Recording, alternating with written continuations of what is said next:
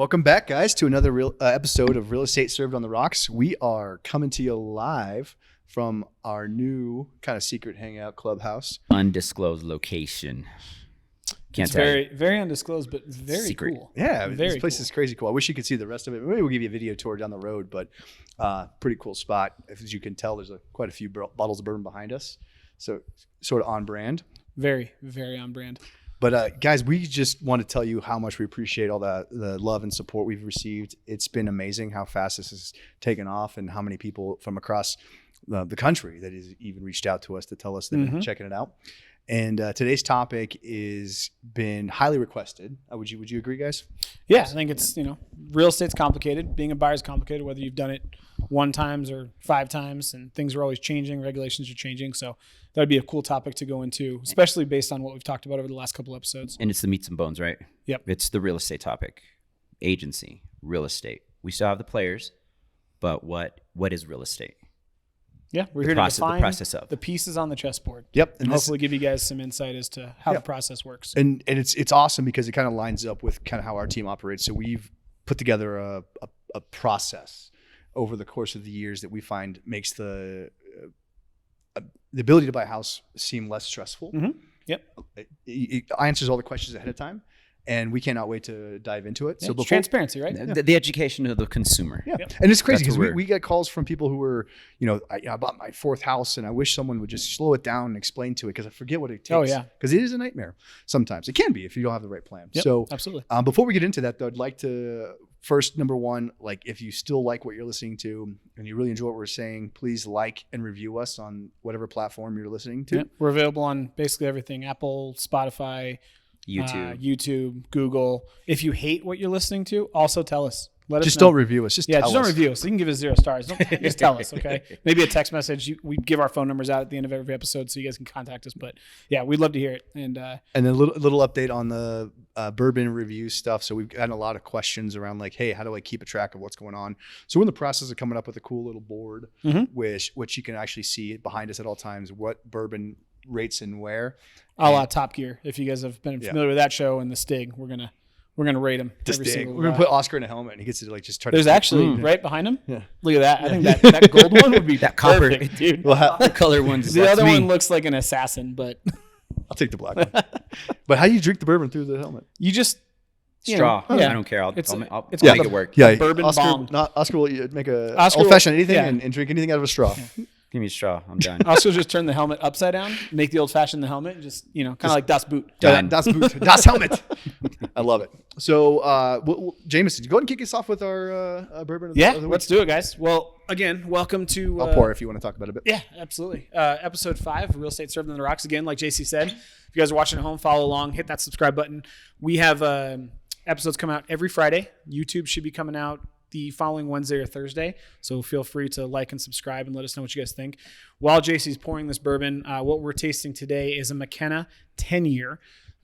Supposedly excellent. So a couple facts on this bourbon specifically. Henry Mckenna was a Irish immigrant, and he had a family Irish recipe for whiskey that when they came over to the United States, he went ahead and adapted it for the grains that he found in Kentucky, right? So obviously the mash bills and everything are going to be different from an Irish whiskey versus a bourbon. He adapted it, and it is a bottled and bond. If you guys tuned in last week, we had Oscar explain what bonded whiskey is, but essentially regulated so people don't go blind. And it is actually one of the longest bottled and bond barreled whiskeys in existence. So this particular one is barreled for about 40 Kentucky seasons. So in a rick house, it is nice. I'm excited to try it. As far as the notes, we should be getting some vanilla, some oak. Who is Rick and why are we in his house? Yeah, well, Rick allows us to be in his house, and he serves really good bourbon. Yeah, what I'm pumped about is 10 years is not easy. So if you put something in a barrel for 10 years, you're not going 40 seasons. You're not going to yield a lot. I mean, the journey that this bourbon, 10 years is a long time. And it's a full single barrel, meaning like whatever came from that one barrel, which is roughly like 115 to 125 bottles, is in here. And to make that taste good after 10 years at 100 proof is challenging. So. Yeah, and one of the things to note about this is the San Francisco World Spirits Competition, 2021, so last year. It actually won first place as the best single barrel bourbon, and it won a double gold. Take that. So I have Lansons. some I high like it. hopes for this. And if you guys are at home, we'll give you the review at the very end. But from what I've seen, and maybe we might have tasted it a little bit before the episode, I think it's going to be good. So let's try it, guys. Yeah, that's a little bit. Cheers, gentlemen. Cheers.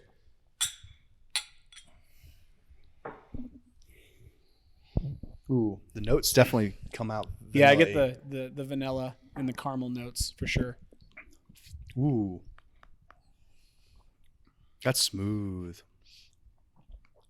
I like it. I love the fact that you can taste the caramel and vanilla together at the same time, and then it finishes without a bite. Like, there's no burn to it. Well, Oscar, you described it right last week. You were saying that that first sip should feel like fire. It's fire. It's gasoline. So what do you think about this one? It was good. Obviously, It's not his had first some, sip. but it doesn't hit you in the face. It's good. It's smooth. So it's not Draymond I Green. chew it, right? Get the flavors in the mouth. I have the honey, Yep. vanilla, herbaceous. herbaceous. You want to talk about his shirt or the bourbon? I was talking about just how I have Oscar's appointments described. later on today. I'm a little dressed up. I have to go show some property, meet some people, and all the. It says it has a nice long spicy finish. Which does. It does.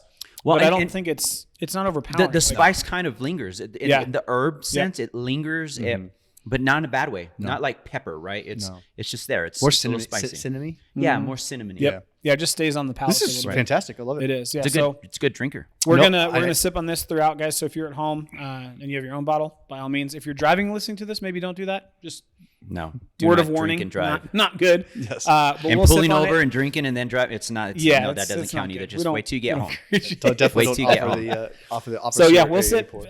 If you guys are watching at home or you're listening, feel free to join in. And again, as always, love some recommendations. If you see anything on the wall that you'd like us to try too, by all means, don't twist my arm. And at the end of it, we'll give a review as we go through some of this really important information, and hopefully you guys find some value. So And JC, don't ask where we are because we will get whacked.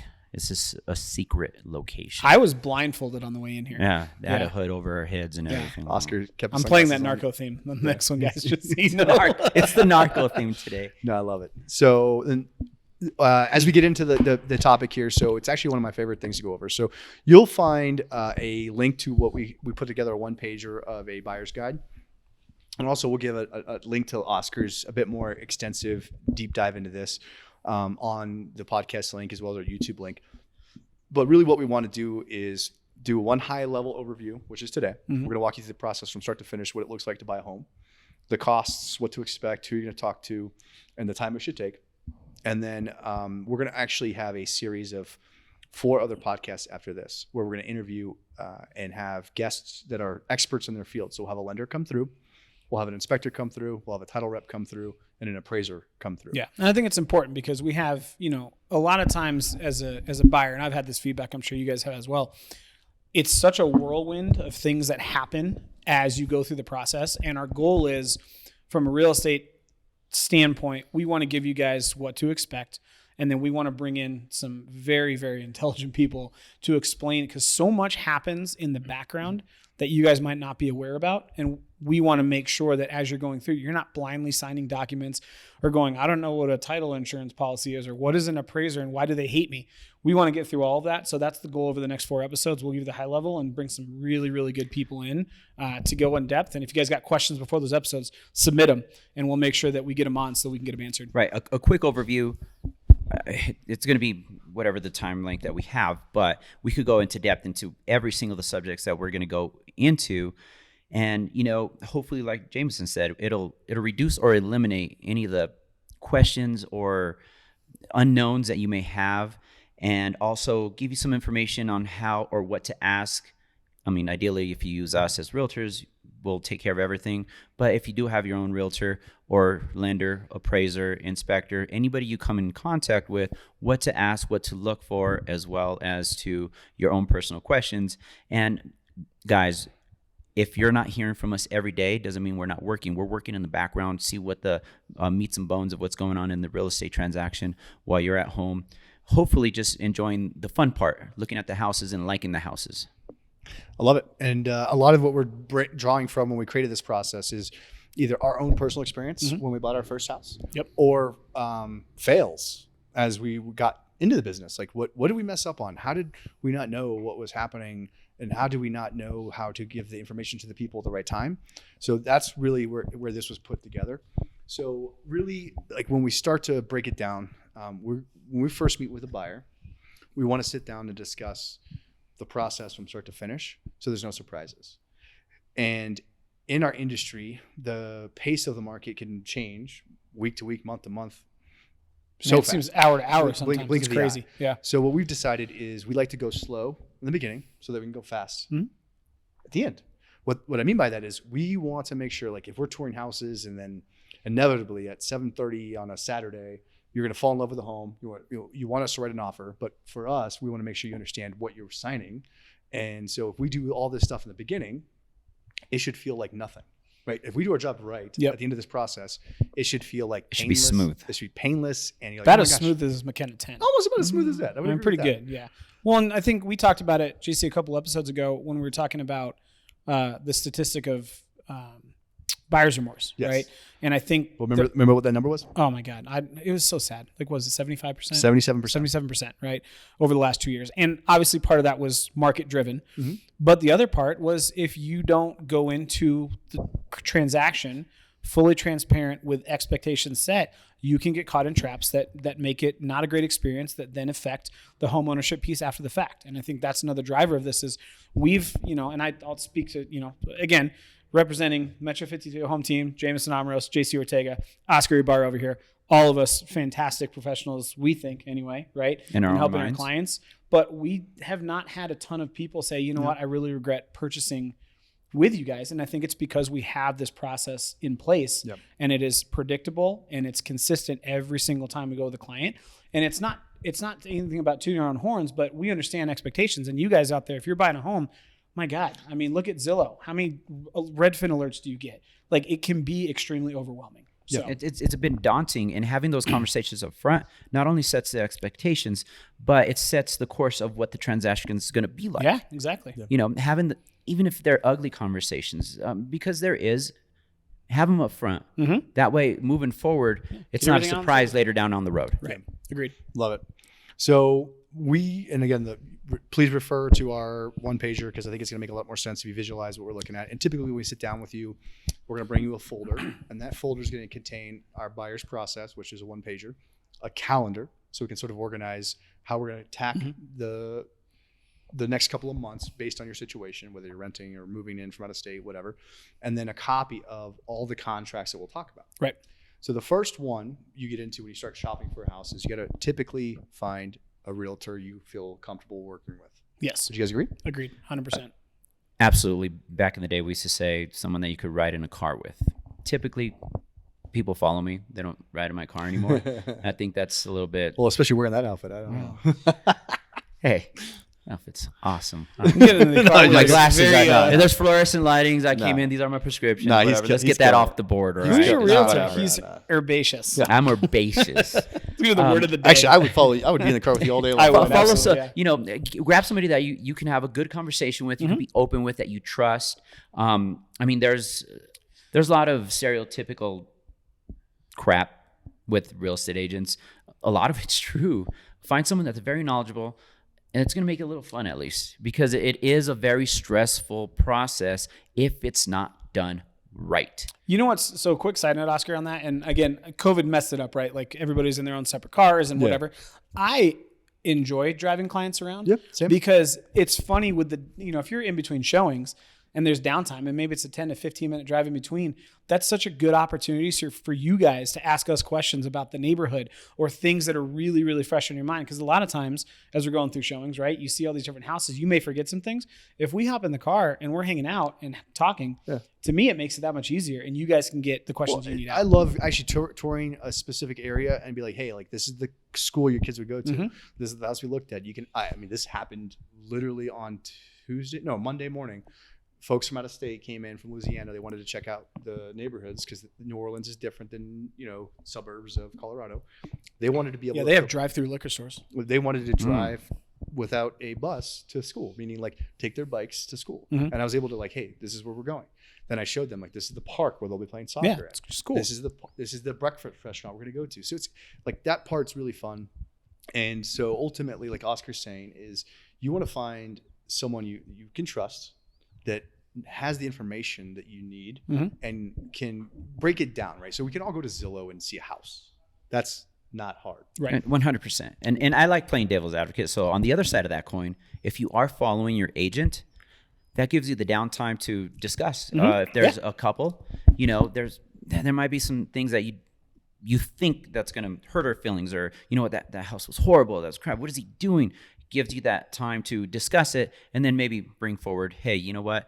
Let's adjust our search. Yes. Oh yeah. So either way, it's good, but knowledge, comfortability. And I would encourage anyone, especially if you're a consumer in the market looking to buy a home, please interview multiple agents. Yes, 100%. Unless you're talking to me, just interview me. That's all you need. Yeah. If he doesn't say the word herbaceous in the first 5 minutes of that conversation, though, go to the next one. on like he was saying, we give out information, and I give out a binder, and at the bottom, it's what I live by: knowledgeable, trust, fun.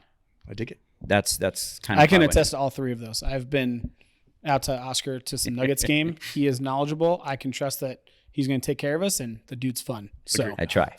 Absolutely, 100%. Right on the border there.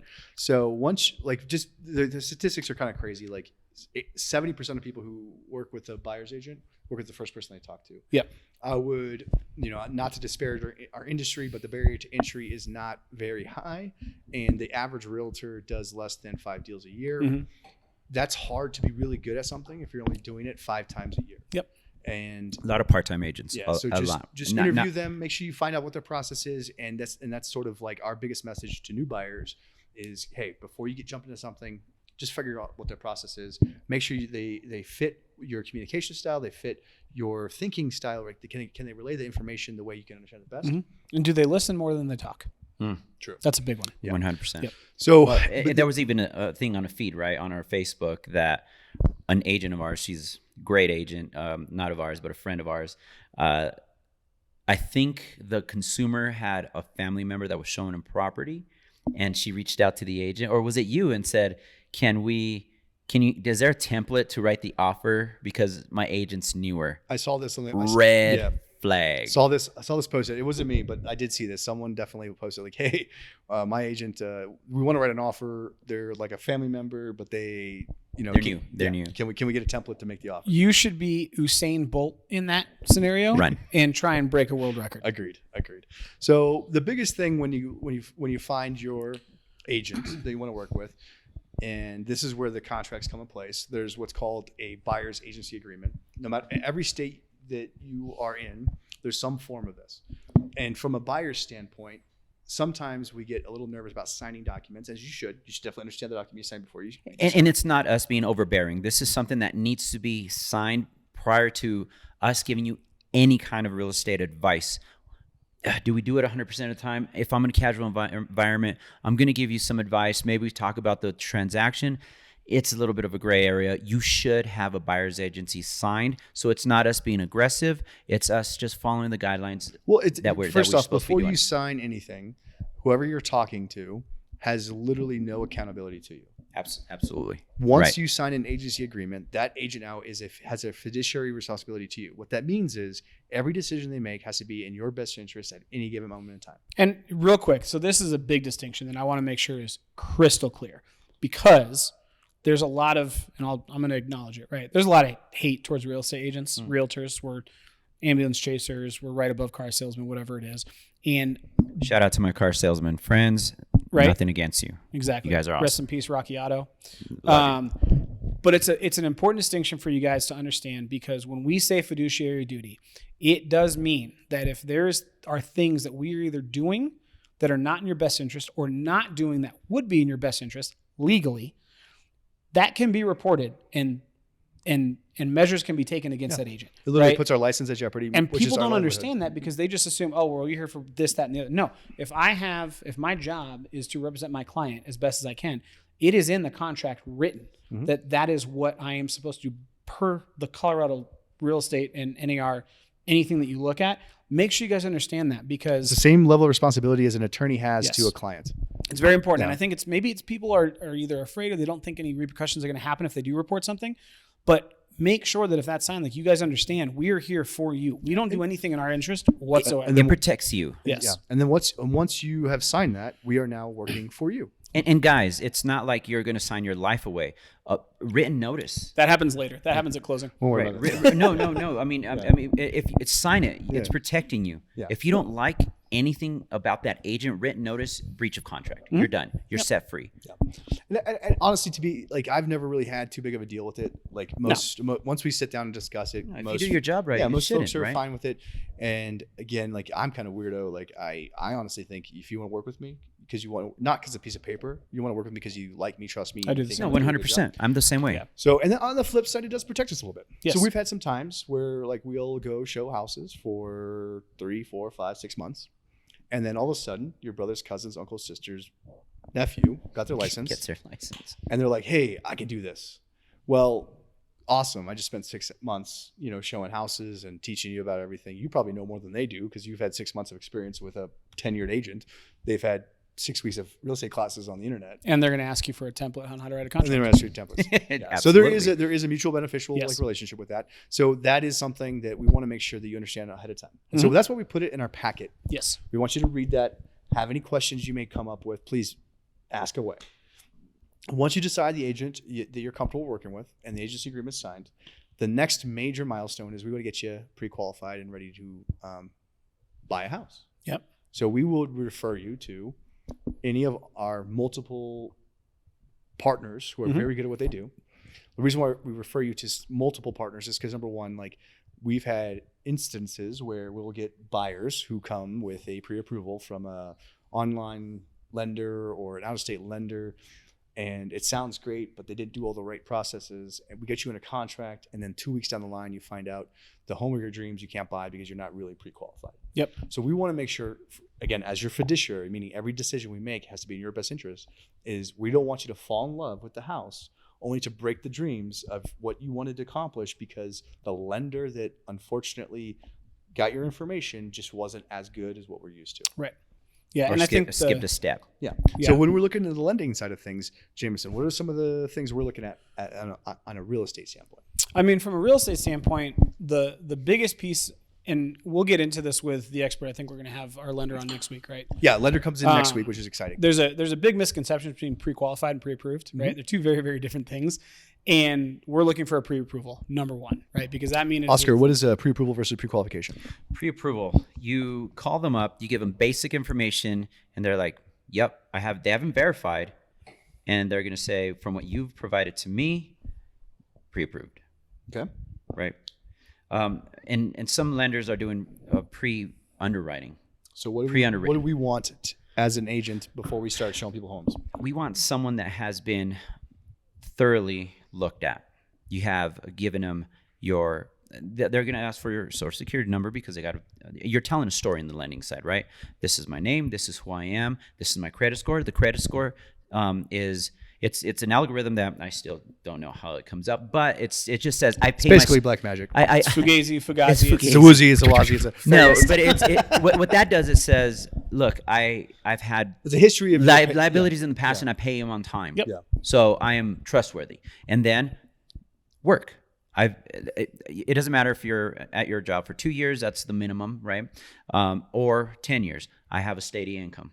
Cool. Yep. And then assets. So you're telling a story of who you are to just pretend it's someone that you don't know, which the bank doesn't know you. Are you going to be able to pay back the loan on the money that the bank is giving you? Absolutely, That's the biggest 100%. thing. And then at that point, they don't have to go through the whole process, but they've at least gathered enough information, looked at your W-2s and your check stubs, self-employed, your tax returns, and then they'll go ahead and issue, we've done enough to where I'm 100% sure that I could get this done. And then they're going to go ahead and do all the verifications and everything that they have to do. And tune in next week because this is the reason why I have a lender on. They're going to go through the things that they specifically look for, right? And depending on the programs, there's different things to look for. Oscar mentioned, 2 years of employment. There's non-income employment or Bank statements. Yeah. There's a whole lot of 12 months. There's a options lot out of different there. options. So tune in next week because we're going to have somebody on the show that's going to go in depth with what they look with, maybe give us some insight on the black magic that is credit reports and pulling those. New FHA guidelines are going to come out in the next couple of years that are going to involve calculating rental payment history. So there's a lot of cool things that, our job is to connect you with people. And I think experts to JC's point, right? He said it earlier. If you're working with an agent and you want to make sure you enjoy working with those people, I'll be honest, once you're under contract, the person they communicate with most is the lender. Mm-hmm. So the other side of that is you want to make sure that why we give you multiple people to talk to, one, make sure you get the best rate because we want it to be your decision at the end of the day. And then number two, we want to make sure that you're comfortable working and talking with somebody that's going to be all up in your business for the next 27 days before we close. Yeah. So. And to touch what the original question was, I mean, there are apps out there that you throw in your information, and this is just coming from the consumer, and it spits out a prequal. Yeah. Right? Yeah. So you could get a prequal for almost nothing, right? You can put a prequal in. There's certain websites on there that will give you a prequal without even running credit. So what we want to make sure is that as realtors, if we're going to represent your best interests, we're not going to take you out there unless you're 100% fully pre-approved with a underwritten file that guarantees that we've read that offer is going to close. Correct. Yep. Because that's not going to help you. It's not going to help the seller. It's not going to help anybody. No one. And what we look for on our side of things, what we've decided is like, typically you'll get a pre-approval letter. They give you, you're pre-approved for $500,000 or $600,000, which is cool. But what we want to know is what's your actual payment? Mm-hmm. What can you afford monthly? Because really that's what matters, right? When I go when I go look at the house I want to buy, like I want to know what I'm paying for monthly. And we can only set up your search based on that because there's so many things that go into your payment. The 4 major pieces are going to be your principal, which is what the actual loan is on the house. Mm-hmm. The interest, which is your interest rate, determined a lot by your credit. You have your taxes, which is set up by the district you're in or the area you're at, and your insurance. And that's also determined based on the age of the house and location. So what? If you guys tuned in last week, that's what we talked about. Yeah, insurance. So for example, here in Castle Rock, there is 7 different tax districts. So one quick example, in Founders, they had an assessment posed upon that district because the HOA went belly up, the town bailed them out. So they had to basically borrow money from the town to take the HOA from bankruptcy back to like viability. And a home there, because of they were paying back that bill for $550, the monthly payment would be the exact same as a home in the Meadows for like $600,000. Yep. So your monthly payment's the same on the house based on tax rate. Mm-hmm. And we haven't even talked about HOAs yet. So as realtors, I was going to say HOA has special assessments again. And we could do an entire podcast on that because there's examples, Castle Pines and the grocery tax, right? Oh, dude, that's crazy. And we can go it gets me excited about that stuff sometimes. Like we should do an episode we'll get into on Metro tax districts because taxes are so sexy. Yeah. Nobody wants to talk about taxes, but it's fun. It's fun to think good about. information, guys. Ultimately, what we want to make sure is that so the 2 biggest fears for buyers are, number 1, they want to make sure they see every home that's in their price point. Mm-hmm. And number 2, they don't want to make sure they overpay.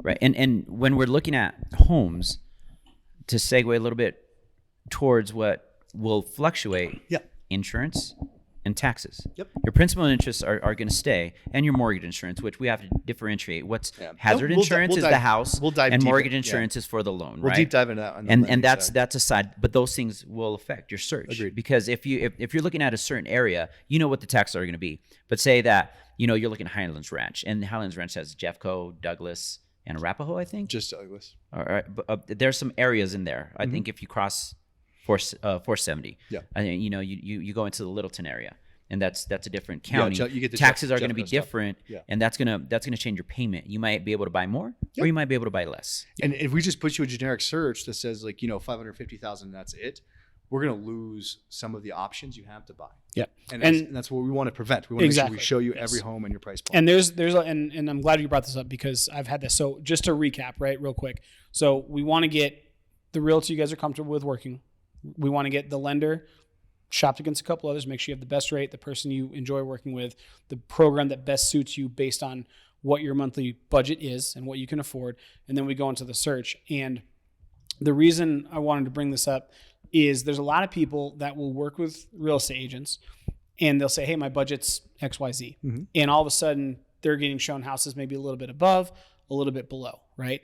Without an explanation, it seems like you're being taken advantage of. Let's They be want, honest. they want me to buy a house that I can't afford. Exactly. And that's not the case. The case is because of what JC's talking about, we want to make sure you guys do see everything within that price range. And that's why we always talk to people. And I know I do this. When I say, what can you afford monthly? We know what you're approved for max, right?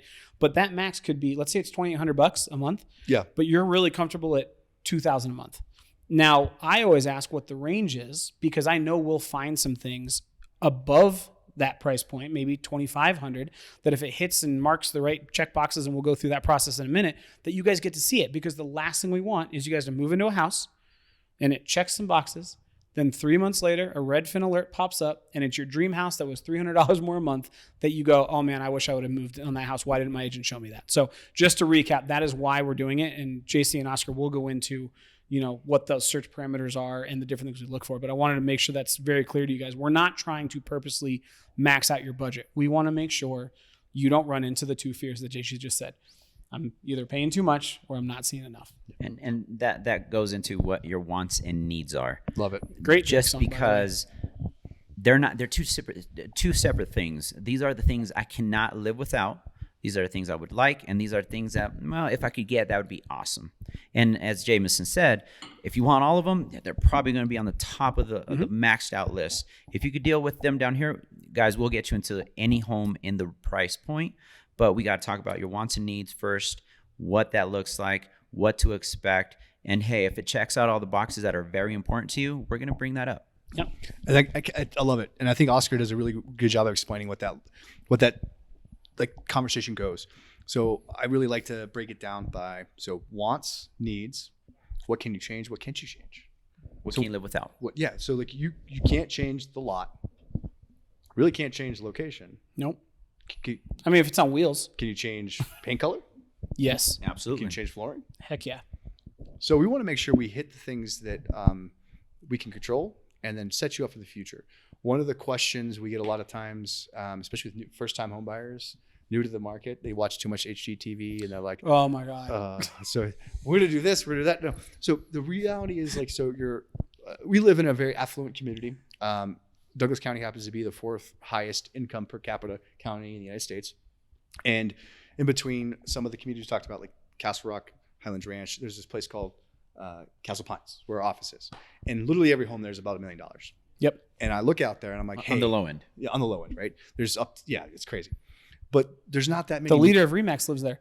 Oh, yeah. $24 million house. His house is dope. Awesome. There's not awesome. that many millionaires that live in Colorado. In fact, not even close. Yep. What a lot of times our buyers don't understand is your first home is your stepping stone to your next home. Yes. What we want to do is we want to set you up. Like, let's get you a home to where you feel good about the monthly payment. You can maybe do a couple things to it to increase the value while also increasing in value over time with equity increase. And if you're okay with that and you understand that the real estate's a long game, and if you want to eventually have $1 million house, sometimes it starts with a $250,000 house. That's fantastic. And sometimes we, as agents, don't do enough of a service to buyers explaining that, like, again, your first home is your stepping stone to your next home. Yes. So great. So we've established our price band that we want to stay at a monthly payment. We've established your list of your needs, your wants, and your things you can change, what you can't change. So now we start searching for homes. And one of the coolest things about our system is we want to make sure you understand that as we tour homes, other people are also touring homes. And as we look at a home, we want to make sure you rate it 0 to 10 based on your wants, needs, locations, things you can change, what you can't change. What are things you don't like, what are things you do like. And once we have that rating, then we can start to diagnose, like, should we make an offer? Should we not make an offer? So what are some of the things you guys look at when you guys are touring homes with folks to help them establish their range? And then from that, what range do we need to start looking at making offers? Oscar, go for it. Okay, I'll go for Jameson. it. So to JC's point, right? There's intangibles of a house, and when I say intangibles, I mean the things that are just there that won't change without maybe a massive makeover, right? JC brought up HGTV. Does the house have good bones, right?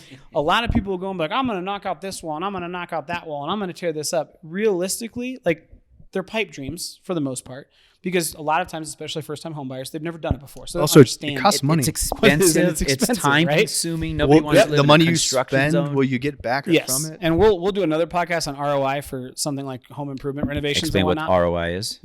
Return on Investment. basically how much you spend on renovating something versus how much you actually get it back if you Put in sell another the living house. room. Yep. And put in a bettering your kitchen. Yeah. They are different. Yeah, quick Vastly example: different. a high model or a high end remodel of a kitchen is about a 65% ROI, right? So if I spend $100,000 on remodeling my kitchen, I'll get $60,000 back when I sell the house on average. So total side note, but what we look at is when we look at their wants and needs, like Oscar breaks down for his clients, we make sure that as we tour a house, our job is to ask questions. And I've run into this. We're not pushing back on purpose and steering you from one property to another. I want to make sure you guys are super clear, because from an agent standpoint, it is a business transaction for us, right? We are trying to get you into the place that you want for the price that fits your budget in the quickest amount of time possible so that you guys can enjoy the property. From a buyer standpoint, it's an emotional decision. And 100%. I was going to say. our job is to taper that and make sure you guys are making those decisions with some emotion, but with a business sense. So when we look at it and we do the range from 1 to 10, what we normally like to say is, if you're sitting there and we're looking at your criteria, we walk through a house, I ask you some questions, you say, hey, I love this, I hate this, so on and so forth. We look and say, hey, what are 2 things you love about the house? What are 2 things you hate about the house? And then on a scale of 1 to 10, what do you rate it? The reason we do that, and JC alluded to this earlier in the podcast, is we want to be able to move slow to act quickly, right? So if we start sitting at a 7, an 8, a 9, and a 10, we normally say, hey, that's time to make an offer. Agreed. Because we want to, if we do fall in love with a house at 7:30 on a Saturday and it's an 8, we want to understand, like, hey, you know what? The chances of us finding a 9 or a 10 without competition are slim, even now in this market. Yeah. Well, I can slow down, but a 10, Yeah, which we call it a cream puff, right? Yep. Cream puff is like the best of all the best things. It's price grade. It has new floors. It has new kitchen. It has all the great things. Moving ready. It's Guess what? Quality. Everyone wants a cream puff. And it's not like we're doing some scripted, corny thing. It's, we don't know what you're thinking. And sometimes I may look at the emotion on the client and think, oh, that house was garbage. And I don't say anything. And at the end of the showing, they're like, we love this house. Actually, it's so funny. So And I'm like, oh my God. This is why we started talking about this originally. This is one of the stories that made me get pumped about this whole process. So I literally walked through a house. It was like my second year, and Hispanic family, amazing. He's a priest. He's now or pastor. He's now in North Carolina. But we walked through this house, and I went outside, and there was 4 cockroaches on the ground and a dead mouse in the dog bowl. And I about to open my mouth and go, we need to get out of here. get a seat. You want to go? And before I even said anything, they said, "Me encanta, I love it." They loved it, right? So because we have false expectations from our past, and all it matters is about you. Mm-hmm. Absolutely. And for them, that was the Taj Mahal. Nobody has the same likes, right? Yeah. And that is why we ask questions of you guys when we're touring houses, because we want to make sure we're as informed to give you guys the best advice possible, which at the end of the day means that our clients can make the most educated decision based on what they saw.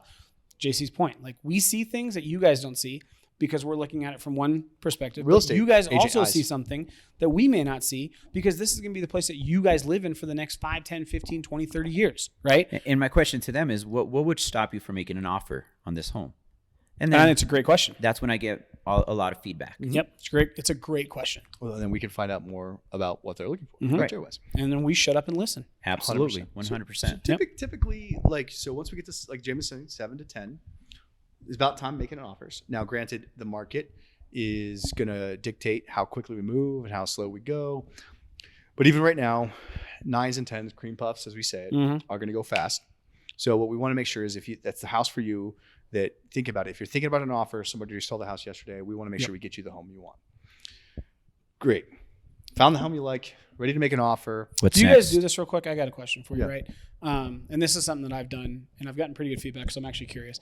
Normally, like, if I get people that are super excited about an offer, and obviously it depends on how quick the market's moving, but in today's area, if it's a 7 or an 8, and we know we may be the only offer, 1 of 2, if I get somebody who goes, I want to make an offer on this house, I make them sleep on it for a little bit. Like, I'll if it's an hour, if it's 2 hours, just to make sure that they understand what it means, especially if I know we're going to win this offer. Like, hey, you know what? We're good. I'll call the listing agent and say, hey, what kind of action do you guys have on the property? And if there's nothing like, oh yeah, we had 7 offers lined up. If it's not that, I like to make my clients wait a little bit to just discuss. I make a read. if the client's over eager and they like everything, Right. I'll tell them, let's finish up today's showings. Yeah. And if there might be something tomorrow, do you want to take a look at it? Mm-hmm. If the market's as hot as it was a year ago, then it's coin flip. Correct. Yes, agreed. Let's finish today. Yeah. Let's think about it. I'll give you an hour, discuss it with the spouse or whatever you need to do. Go grab some lunch. If you still love it, let's write that offer. Mm-hmm. I guess to me it's situational. Yeah. Again, 7 to 10, it hits all their needs, their wants, their desires. They're excited about it. It depends on the situation. Sure. Right. And at the end of the day, it's not up to us. No. Yep. If the client says, we're doing that, Let's that's go. what I am going to do. Let's go. Yeah, I'm going to get you what you want. That's I think once I give them, because the questions I get asked, hey, do you think it's a good home? Yeah, Mm-hmm. it's great. Like there's no bad panels. The roof looks pretty good. The furnace. Does it have solar panels? I don't. Shout out to a couple Dude, episodes we ago. need to get a clue report on this thing. No, it's a fine Charlie, line. what's a clue report? It's a fine line for sure. But like once we're there for them to make an offer. Yep. So the cool thing is the way we've designed the system is we've already given you a copy of the contract that we're going to write in paper. Mm-hmm. We already give you a contract in paper and electronically of the agency agreement. So now we'll just send you a digital version of that to sign with the terms. Yep. And once we send the offer over of the terms we want or the price we want, we give the seller roughly 24 hours to make a decision.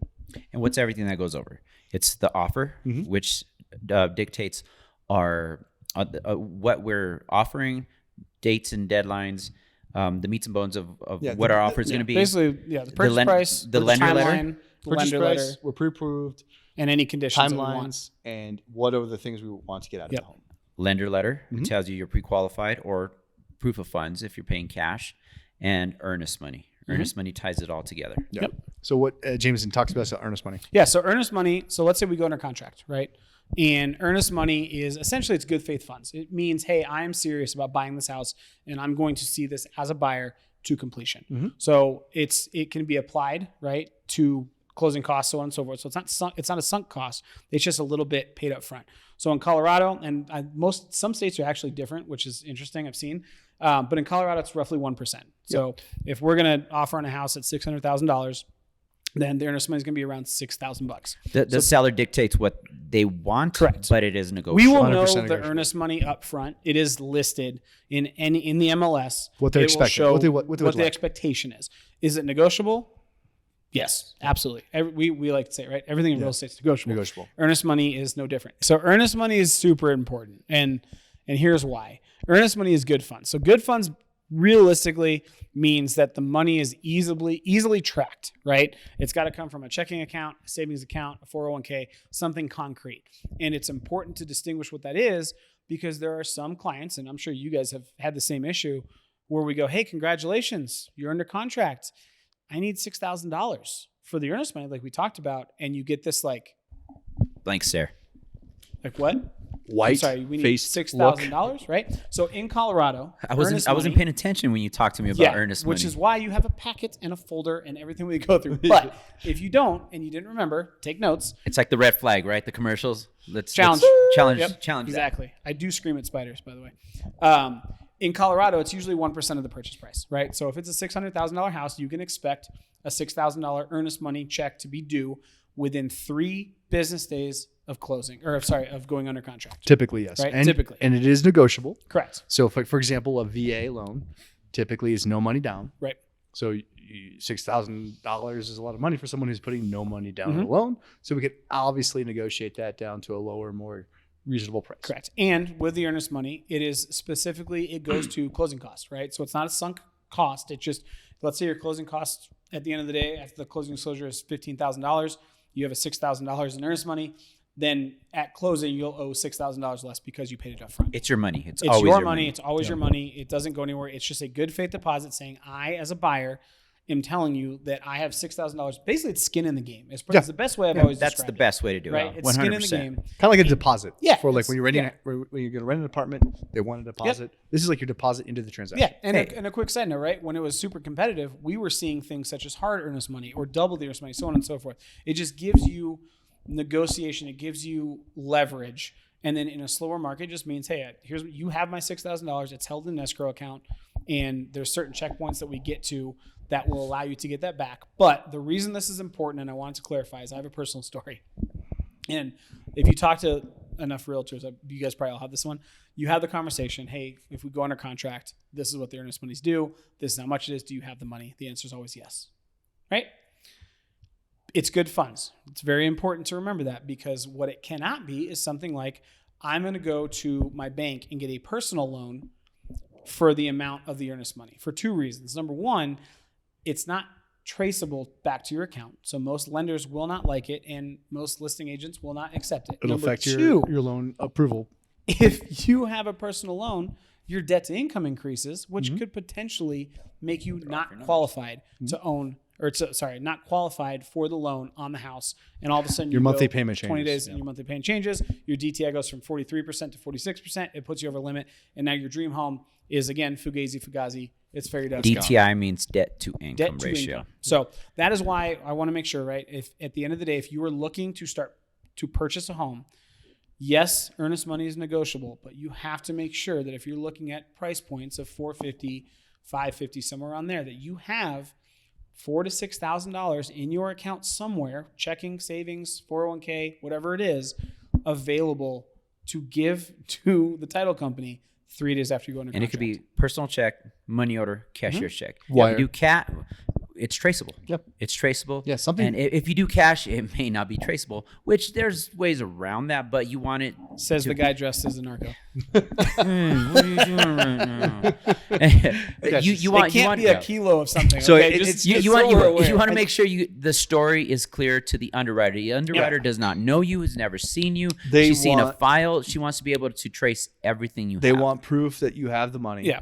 And again, And- guys, this goes back to 2008, right? But Very quick side Again, note. like It just it's nothing we have to overcomplicate. No, I think it's that- not. It's the just reason why there's a reason the why reason we why we do demand this is because we've had multiple clients who Yes. we've put under contract, and then we go to get the earnest money, like, oh, I don't have it. Yep. Oh, So once well, that's done, we lost it. right? It's 3 days. Once that's in, then the next big hurdle is inspection, Yep. right? So JC, talk to us about inspection. So inspections are super important because what inspections are going to do is going to make sure that the home where we put an offer on, they got accepted, is to the standards that we expect it to be. Mhm.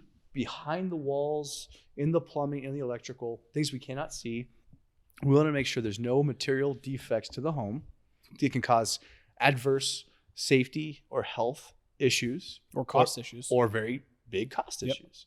So typically an inspection runs between $450 and $650, depending Mm-hmm. on what we're looking for. But Oscar, what are the bigger ticket items we want to look for? So the way I present it to my clients is big ticket items, safety, and hazard stuff, right? Foundation. Make sure the house is not going anywhere anytime soon. Foundation is expensive. Big ticket item. Safety, right? You don't want a house falling on you. Plumbing, electrical, furnace, the roof, sewer. You cannot see the sewer. So a sewer is always recommended. Always. General inspection and a sewer scope is and the it's not biggest that thing. expensive, guys. It's another $100. No, Even if typically- it's $200, it's peace of mind. What's I've the, actually- have, can't see you, it. have you had a sewer go bad, like one that needed to be repaired? How much? Oh, was it? absolutely. How much?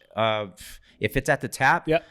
Personally, the most expensive was 15 grand. But if it's deeper and they got to excavate, stop traffic, get a permit to remove the asphalt on the street, the closer to the tap, the more expensive that sewer is going to be. I've seen it up to $40,000. Real life story. New build. My neighbors, when I moved into my first house about 7 years ago, new build said, "Hey, everything's good. Construction's good. We're good."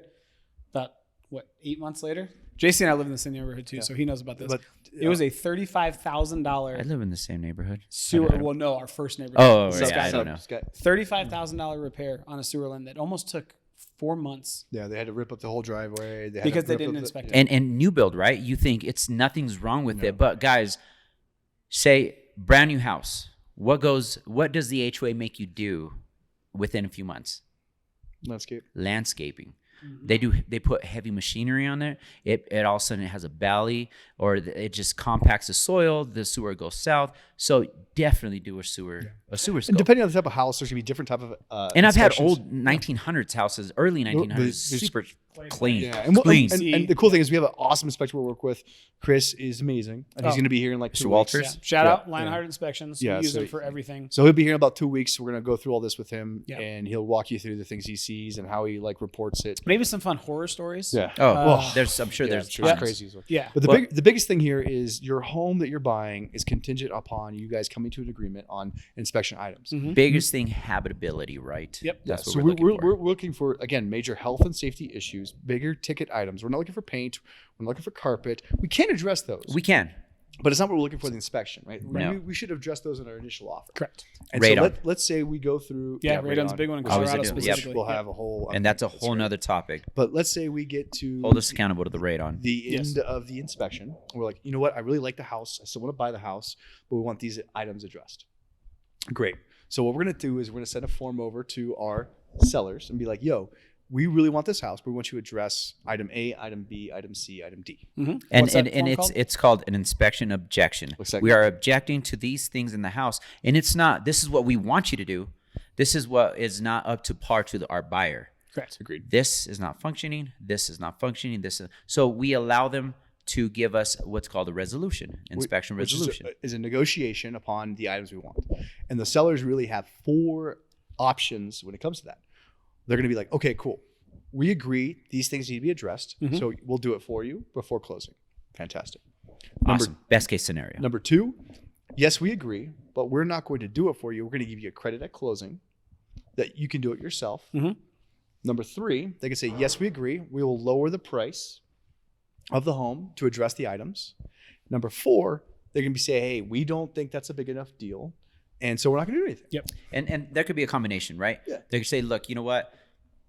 Yes, the roof is shot. We knew it.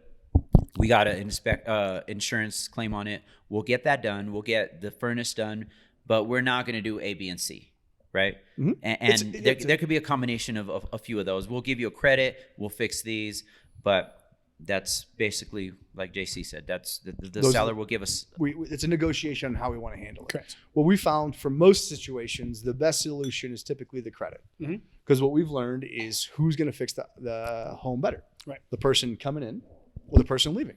The seller's going to give you the best price, right? Whoever gives them the best price, that's what they're going to go with. It's quality of work, Yeah. quality of product. Least cost available up to them so they can get out the house and go to the next spot. Correct. They Whereas don't the care. They're not going to buyers live in want it to- no yeah. more. Now, there's certain items, like if it says the sewer line or the roof, like those needs to be addressed because obviously it's going to affect lending. Yes.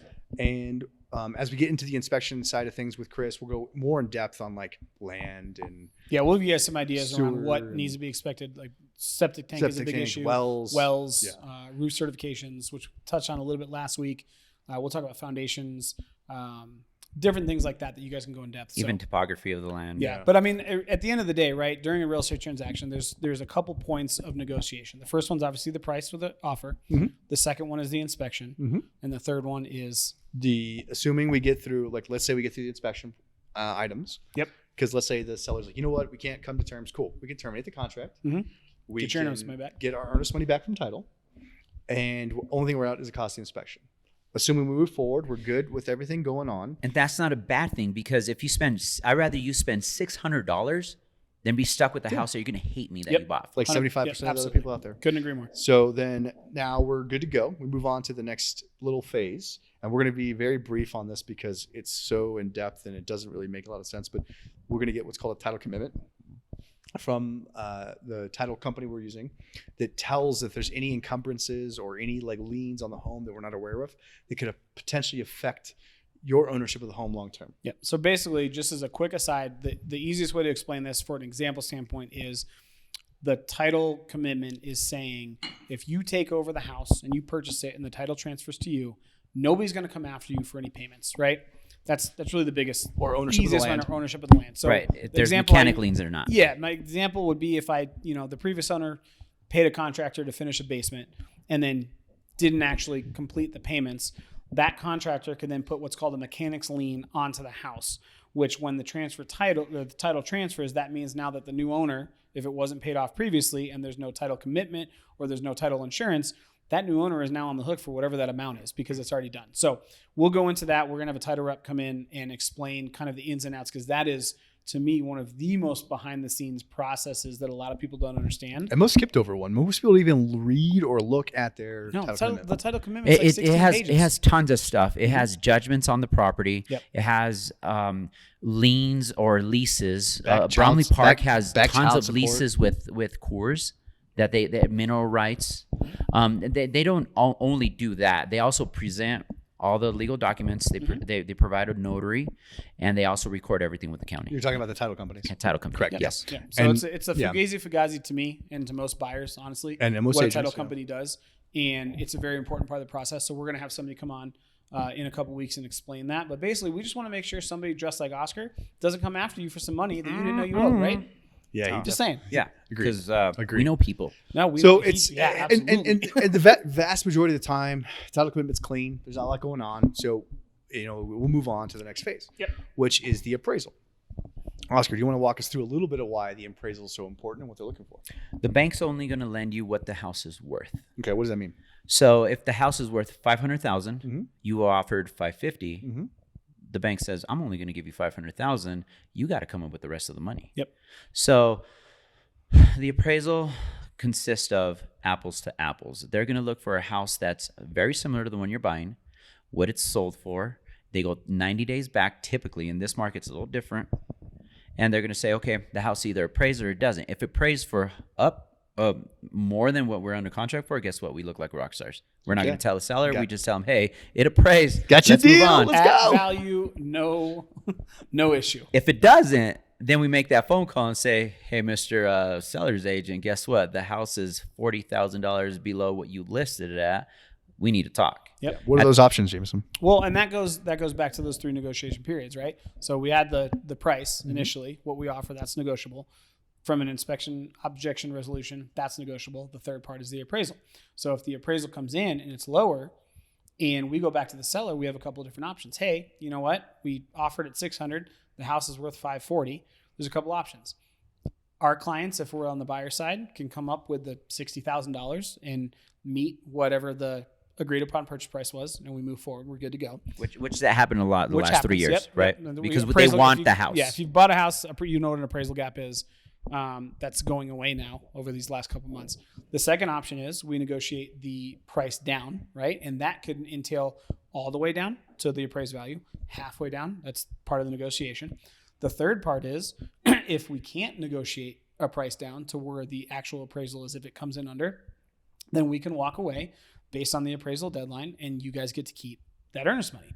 So it still protects you as a buyer to The make buyer sure keeps the that earnest you are not buying a home worth more than what the bank is willing to lend you. Obviously, there's a couple of contingencies around if it's a cash offer or if you have a certain amount down, you can do appraisal waivers, which we'll get into with an appraiser to give you guys some insight as to how that process works. But essentially, you have those 3 options. You either come up, they come down, you can negotiate where they come down, or you guys walk away free and clear and you keep your earnest money. And I would say in most situations, especially in normal times when it's not like crazy, 9 times out of 10, the appraised value is what we're going to negotiate the price at. Yep. Because now we're like 21 days down the line when it comes to like from start of the contract to now. Mhm. And now the seller would have to go back to market, hope to find somebody who's willing to bring cash to bridge the gap, or potentially find a buyer who could do a different type of loan. So like, for example, a VA loan or an FHA loan, the appraisal sticks with that property for 6 months. Right. So they would have to literally go find a conventional Conventional or cash. conventional appraiser who's willing to see a different value than the other people did, which it's unlikely. Yeah. So it typically behooves them to work with us. And that's what we found is in most cases, we move forward with appraised value or some like middle ground where the buyer brings a little bit of money if they really want the house. But either way, the cool thing is as a buyer, you're protected based on this contingency. And if you work with the right realtor, just as another side note, right, guys? There's a reason we structure our offers the way we do. We look at comps. We look at what things have sold for. So we work with appraisers. We understand valuations of properties. So when we submit offers, especially now when it's not, okay, it just has to be high as the Yeah. best, right? And now if it's, well, we want an offer as close to what we think the appraised value is, Yeah. so that there's none of these hiccups. So working with an agent and a realtor that understands the market, whether it's locally, hyper local, whatever it is super important, because we try and get as close to the pin as possible or underneath. And if we get underneath because, you know, we have leverage, then great. You guys move in with equity and move on. But that's why it's important to make sure that that communication and that skill and care is exhibited every time that we write an offer. And it could go one of two way, right? You have to do your due diligence, come in and say, hey, I'm going to call this other agent because my CMA or current market analysis says this house should be at 5. They were listed at 540, and call that agent and say, where'd you get your comps? They may see something that I don't. Okay, well, come back to my consumer or my buyer and say, hey, this is why they did it, because X, Y, and Z.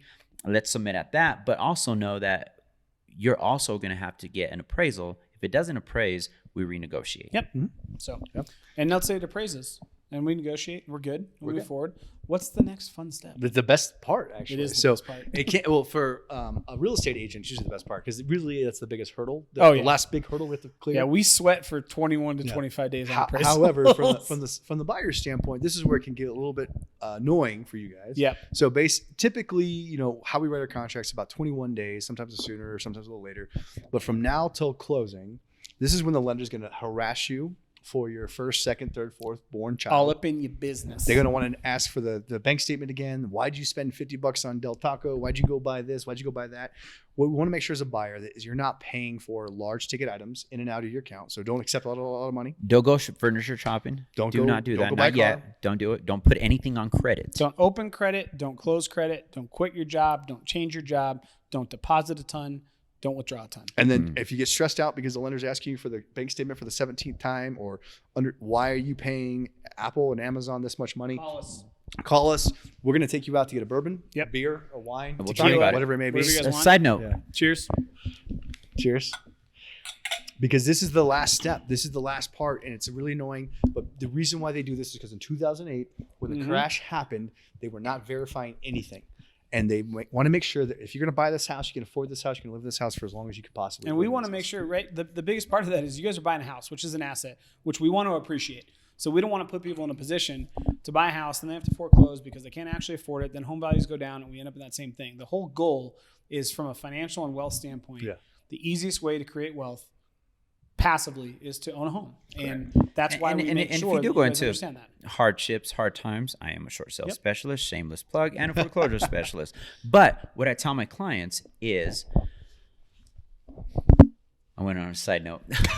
if the lender's going to ask you for a ton Oscar of stuff, was so excited he just glitched I out. did. I glitched a little bit. I tell my clients, keep everything electronically. Yep. Because there's different departments within the financial institution that are going to ask for the same thing maybe 3 times and even maybe 4 times. And guess what? Maybe 5 times. Keep them in an email, keep them in electronic, shoot it over. Don't get frustrated. It's just part of the process. Also, And as your agent, we could be your intermediary. yes, We same with lender, right? If you have a question on what let's say you was like, hey, this happened to me. And again, very, very fast personal note. I had a client ran into something where he needed to pull emergency funds to fix something that happened to his car. Instead of pulling out of his checking account, he opened up a credit card and put the charge on the credit card. It almost messed up the entire file. So if you have a question during the process, ask your lender. Absolutely. And say, hey, and us. I'm on the side of the agree road. more with that. I bent my rim. I need to call a tow truck. and be Can I put it transparent. on a credit card? Be transparent with us. We're here to Yes. help you. Like our goal is to get you Yes. to the finish line. Ask, we will ask. troubleshoot the hell out of it. We have heard the craziest stories. Yes. We have intimate knowledge of people. We will not judge. Nope. We want to get you to the finish line. Always ask if you guys have a question. Ask your lender. If they don't answer, ask us. Or if you're embarrassed about anything, like we're Doesn't not matter. going to So judge. just- We're not gonna I've had judge. that We're happen. gonna help It you get almost to the end. It almost our goal. scuttled a first-time homebuyer deal because of that exact scenario. Always ask. 100%. Yep. So then now we're going through it. The cool thing is in Colorado, again, this is a little different across multiple. Actually, no, it's a lie. This is now a federal thing now because it changed it. When I first got into the business, like we would literally show up to closing. Our clients didn't know what they had to bring to closing. They didn't know how much cash, what their interest rate was. The cool thing is the government put into place a 3 days minimum to receive what's called the closing disclosure. So the closing disclosure is going to show you exactly what your cash to close will be, how much money you bring to the table, your interest rate, and your monthly payment. Yep. Back in the day, they used to do that they still do that on refinances. You get 3-day rescind. Yep. If you don't like it, And you get your earnest money back. Well, the cool so now you get that closure, you have to sign it, and then after that we can close. If that for any reason doesn't match or is close to what your estimate was in the very beginning, the good faith estimate, that's the document. For then your lender. you have the option to terminate the contract and still get your money right from the earnest money. Like you're just out your inspection and potentially your appraisal. But you are held accountable. They will pull a soft pull on your credit to make sure you didn't go buy a brand new car, all this furniture, and they will verify your employment. Yeah, don't quit your 1 job. day to 2 days before closing. Again, don't quit your job. Don't open credit. Don't close credit. Don't withdraw a ton. Don't deposit a ton. Don't go buy Ferraris. But also understand that you have outs up to Correct. 3 days before closing. Yep. So you're really, when you're buying a house, the contract's really written to protect the buyer. Yes. In Colorado. And then there's walkthrough, right? Yeah. Well, then that's the next thing. So like we get through the closing disclosure, we sign it, everything looks good.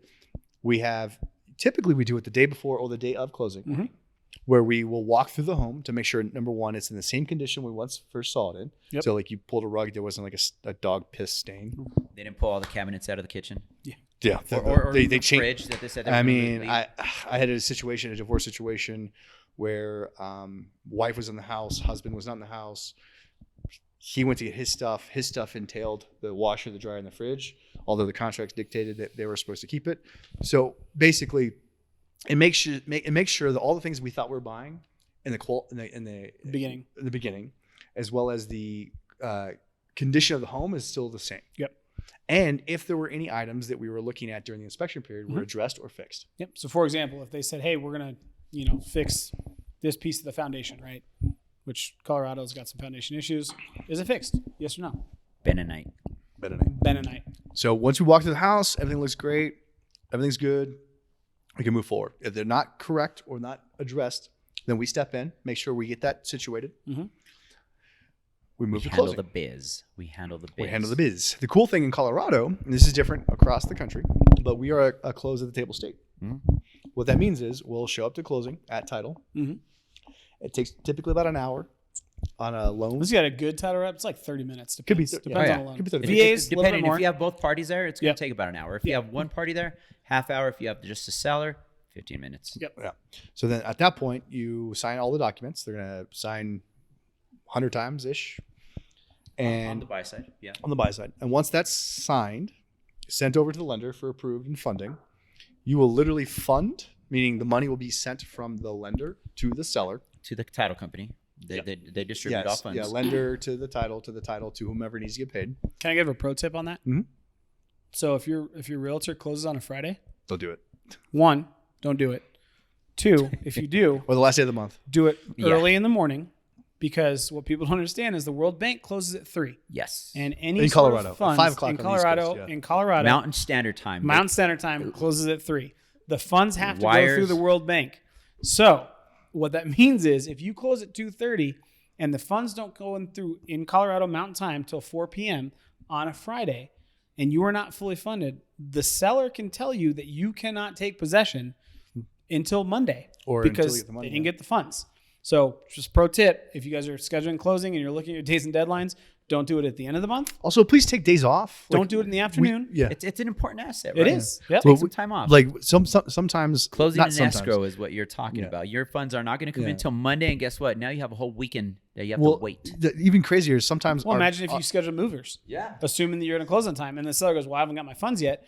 So your movers, even before that, like I've had people who like sign contracts who don't understand that like when you close, you have to be there to sign. yeah. So they didn't take the day off to work. Yeah. So, anyways, just our Pro tip. As, Just And you know what? Pro tips. Typically, the sellers will be cool But- about it, but So- logistically, yeah. The cool they thing can is say no. in Colorado, I had one that said no, Yeah. and I had to move a client in by Well- myself because they pay their moving company. Just again, pro tip: I beginning had of a the lender. week, not at the end of the month. I had a lender put a client into a very swanky hotel and pay for all meals over the weekend and pay their movers because it was their mistake. Yeah. I had a client, and the seller told us fuck off.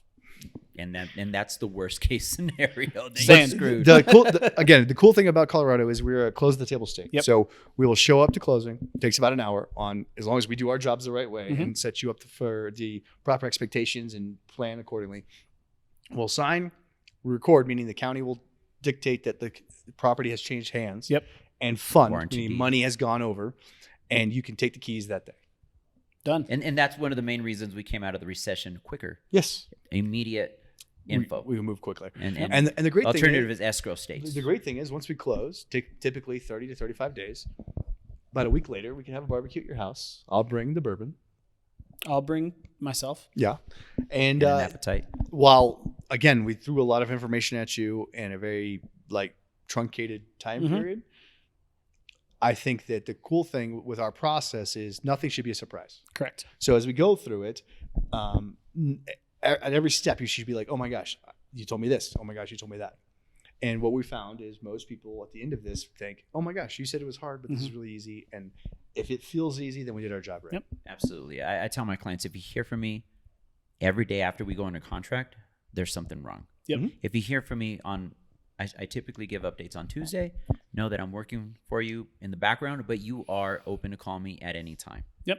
If you hear from me a lot, something might be going wrong. If you don't hear from me, I'm doing my job and I'm doing it well. And if it was easy, high five. We did a great job. Well, yeah, it should feel easy for our clients. So 100%. awesome. So talked too much today. Felt like It's a lot of information. I was you know comfortable what I in this mean? chair. That's Yeah. why. It's a lot, dude. It's a lot of information. Yeah. So I think what we should do now, right? Let's do a real quick recap as far as just the Big Rock takeaways. So well, what do you guys got? let's do the bourbon review first, right? Ooh, you want to do the bourbon review first? Yeah. Ooh, we're going spicy. Let's go bourbon All review right, we'll first. do bourbon review. He wants the herbaceous. I want to hear about this. It was herbaceous. It was Since- an easy. since It was Os- an easy drink. Since Oscar won the costume, or what do you call that? Like the This is the- what I look like when I do real estate. I'm sorry. the Yeah, in Sinaloa. No, you're Colorado, man. I tend to dress up and just I'm a little loud when No, I you're I- good, dress bro. up. You look sharp. no, look you. sharp. Like, I'm a little loud when I dress up. If you guys- if you only guys are reason why listening we're to giving you a this- hard time is because we're really jealous about how Yeah. you look. Right If you now. guys are listening to this and you want to see it, just go to the YouTube channel. Okay, take a look at it, and you'll see. And I'm what wearing we're my talking about. sunglasses. They're my prescriptions or whatever. Hey, we got to give Charlie a taster here Oh, to yeah. help I do us. have to give here. I'll handle that. Oh, you want it on this one? Woo! The hand is moving. You can top me off too. I mean, honestly, I'm not gonna be mad at it. Look at that. Yeah, buddy. We really hated this bottle. It's almost gone. All right, so Oscar, go ahead and give us your review of the bourbon. Extremely easy drinking. I actually have this bottle at home. It's Cheater. it I had this bottle at home. well, yeah, when it's good. I always say I'm a lousy collector because I just drink them. Because I say "cuz" a lot. That's bad. Bad Suck, grammar. cuz? Suck, Uh, cuz? because it's a great drink. is. No rocks. It does leave a caramel-ish finish after Yeah. if you've been drinking it. It does feel it's a little fuller body for me. It does not burn while you're drinking it. And if I had to rate it, this one's gonna go upper echelon. I'm giving it 2 rocks. Dang. All right. Jameson. It's good, man. It's good. It really is. Would you make an old fashioned out of it? I already did. I make old fashions out of all of my bourbons. Typical. At least He's one. like, one what'd you out do? of every What'd you do bottle. on Monday night? I'm not gonna lie. At one point, we're gonna have to just have Oscar make us old fashions. I make the best old Yeah. fashions. I'm not good. No, I agree with Oscar, man. I think it's got a little bit of a burn in the beginning, but ton of vanilla notes. I can taste. They say it's a long spice aftertaste, which I like. Like it doesn't burn, but it sits on the palate for a while, so you can enjoy and you can sip on it. If I'm comparing it to everything else we've tasted, I think the best rating I gave was 3 rocks, and I think it was the Smoke Wagon. Somebody check me on that, but I'm pretty sure that's what You it gave was. a 2 rock to the Outlaw Legend. Oh, it was Outlaw. I might have to go 1.5 because this is better than Outlaw. I think it's smoother. It's more complex. I can sip it really neat as we've been doing. If I put it in old fashioned, I think it would take away some of the sweetness of the simple syrup or whatever you use in an old fashioned, whether it's Marshawn cherries. I love it. This is my favorite. Yeah, I this is my favorite by far. I would say this is a 2 rocker all day. Mm-hmm.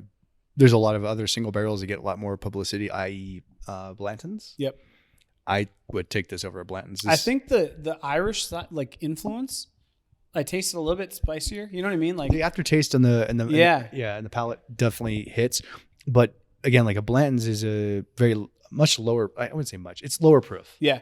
So to have a high proof like this, And drink that so Sippable. easy. Yeah. that's easy, like sippable like this, is insane. Doesn't So, surprise me it won the best single barrel Yeah. bourbon. and the cool thing is this is an allocated bottle, meaning it's a little bit harder to find. Mhm. However, it doesn't have the name, the recognition as Yep. like some. So of the you're other- not going to spend tons of cash. No, on it's it. a $49 bottle. Great bottle for For the price. $49. Great bottle for the $49 price. for this. I would pay that all day, Yeah. every day Absolutely. over 4 roses. Yeah, and Single barrel. I found. I can't even remember where I found this one, but it was barreled 4, 5, 12. Mm-hmm. So it's been sitting there. 10 years, baby. Yep. Well, a little bit over 10 years. Yeah. So it's pretty cool. No, JC, great pick. I love it. I love Yeah. it. Yep. Good. I love it. So what do you like? Out of curiosity, last week y'all did what? Sorry, I We- apologize. It was No, been you're gone for good. 2 We weeks. did 80 laws for green, Okay, cool. Yeah. which Yeah. I told the story Local bourbon. of JC and I doing the taste Yeah, testing. that was hilarious. And I think we was did like 3 or 4 rocks on that one, I think. Yeah, it's a great bottle. Yeah. I was telling a story where a couple friends of mine, shout out to Leslie and Mike Penny, great people. They better be listening to this podcast. I hope so. We were there for quite a bit one summer. We wore our cowboy hats, so I was known as Oscar yeah. the Cowboy. Yeah, it was the foreground is good. I think the complaint we had, not complaint, the critique we had was it wasn't complex enough. It was very subtle and neutral Yes. at one Well, point. this is where This is complex. to me, this is where the difference between the legend and this. The Yes. outlet. This is a bourbon. Yes, agreed. Yep. This has flavor. This has character. This has Yes. You 10 have, years. You have of, 3 different stages. You have the burn, Yeah. then you have the when it's on your palate, and then you have what's left Yeah. afterwards. Whereas the 80 laws was kind of the same throughout the whole way. So I like this. I like the complexity of this much more than I did. This the 80 been laws. this has been pulling out that oak barrel for Yes. 10 years. Right. It's And gonna well, it have has a lot the- more in Rick's character. house. In Rick's house. In Rick's house. with all the weather and the temperature change. Yep. Like it's just this is fantastic. Yeah, Anyways, love it. highly recommend it. Go get it. Yeah, if you guys can find it, fantastic. Yes. Great. Yep. It's a great pick. So then, one rock takeaways. I'll make mine super simple. Go for it. If you're a consumer and you guys are working with an agent, transparency is key. And that is the entire purpose of our system is we want to be as transparent as possible and set as many expectations as possible so that the buying process to me is as enjoyable as possible. That's my rock takeaway. Dig it. Oscar. 100%. I mean, if I could write on that, I mean, transparency, knowledge. Mhm. Knowledge is key, and disclosure. Yep. Disclose, and make sure your agent knows what they're doing because there's tons of intricacies between the day one to day of closing. So I want to add one thing real quick because Oscar made a great, Two made a great rocks? point, right? This is my second rock takeaway. If you're working with an agent, realtor, whoever it is, do not be afraid to ask questions. I think that's a mistake a lot of people make. They assume that whoever they're working with, we should be the most knowledgeable person in the room. However, like we talked about, 2 different perspectives. Ask questions. Always, always, always. Keep them accountable. Yep. No. Biggest takeaway for me is the reason why this process was created was to eliminate heartache, headache, and confusion. Yep. And because of this process, we are able to get people under contract quicker than most agents for a better price than most agents and close at a higher percentage than most agents. Beautiful. And I like it. because of that, like that's why we did it. Yeah. So agreed. ultimately, again, if you have any questions about all that we're talking about, and if you have questions about appraisals, inspections, lending items, and title stuff, please hit us up now because we're going to be interviewing these folks over the next 4 weeks. Mhm. And as always, if you want to connect with us regarding anything real estate related or bourbon related, how can I reach you, Oscar? Phone number 720-297-3823. One more time, 720-297-3823. And at Oscar the Realtor, Oscar at OscarTheRealtor.com. Jameson? 720-584-3361. And the ColoradoRealEstateGuy.com is the website. The Colorado Real Estate Guy on TikTok and Instagram. But again, phone number 720-584-3361. If you guys want to email me, Jameson at metro5280.com. Or if you want to connect with me, JC at metro5280.com or 720-317-9437. Again, JC at metro5280.com, 720-317-9437. And my updated socials, JC Ortega Realtor. Love it. Instagram, TikTok, all the fun stuff. Can't tell you how much we appreciate all the support and love. Cheers to another good day. Yep. Gentlemen, thank you for sitting down Appreciate with it, us. guys.